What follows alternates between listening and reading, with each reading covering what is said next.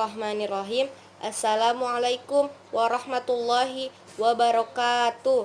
Perkenalkan, nama saya Siti Nur Mutmainnah dari kelas 11 MIPA 3. Di sini saya akan menjawab beberapa pertanyaan yang menjadi tugas psikomotorik untuk KD 4.2 dan KD 4.3 pada tugas kimia. Soal nomor 1, yaitu menjelaskan secara singkat proses pembentukan minyak bumi dan gas alam. Pada umumnya, minyak bumi atau petroleum yang baru dihasilkan dari sumur pengeboran berupa lumpur yang berwarna hitam atau coklat gelap. Meskipun ada juga minyak bumi yang berwarna kemerahan, kekuningan, dan kehijauan.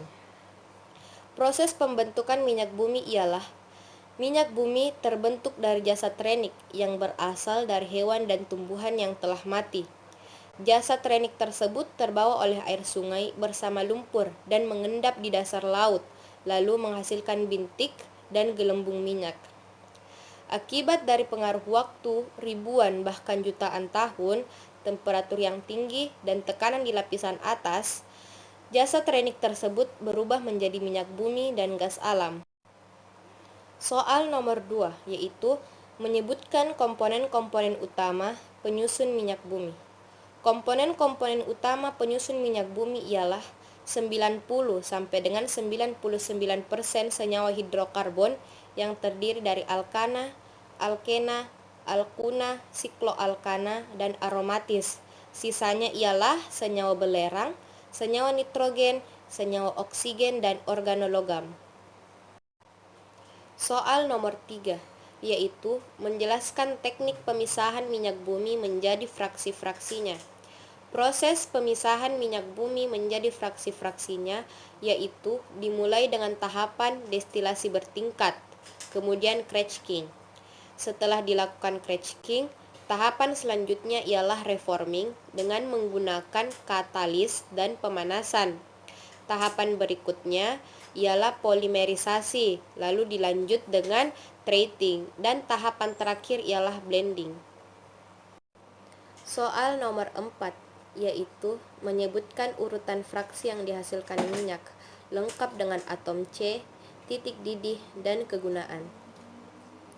Fraksi-fraksi yang dihasilkan minyak bumi diantaranya ialah pada titik didih kurang dari 20 dengan jumlah atom C yaitu C1 sampai dengan C4, kegunaannya ialah LPG. Pada titik didih 40 sampai dengan 600 dengan jumlah atom C yaitu C5 sampai dengan C8, kegunaannya ialah sebagai petroleum ether atau pelarut nonpolar. Pada titik didih 40 sampai dengan 200 dengan jumlah atom C itu C5 sampai dengan C10, kegunaannya ialah bensin atau bahan bakar. Pada titik didih 60 sampai dengan 100 dengan jumlah atom C yaitu C6 sampai dengan C7, kegunaannya ialah sebagai nafta, pelarut nonpolar, dan cairan pembersih. Pada titik didih 175 sampai dengan 325 dengan jumlah atom C yaitu C12 sampai dengan C18, kegunaannya yaitu sebagai kerosin atau minyak tanah dan sebagai bahan bakar jet. Pada titik didih 250 sampai dengan 400 dengan jumlah atom C lebih dari C12, kegunaannya ialah sebagai solar dan minyak diesel. Pada titik didih C lebih dari 350 yang merupakan zat cair dengan jumlah atom C lebih dari C20, kegunaannya ialah oli dan pelumas. Pada titik didih lebih dari C350 dan jumlah atom C-nya lebih dari C20, kegunaannya ialah sebagai lilin, parafin, dan aspal. Soal nomor 5 atau soal terakhir yaitu menjelaskan dampak pembakaran bahan bakar minyak bumi.